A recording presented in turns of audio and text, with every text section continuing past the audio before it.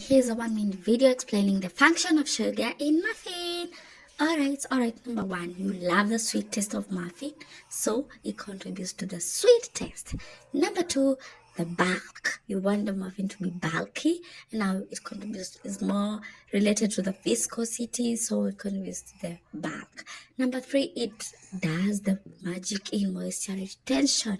You don't want too crusty, too hard muffins.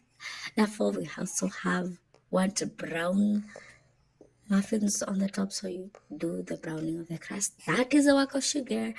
And the aeration and the adding volume.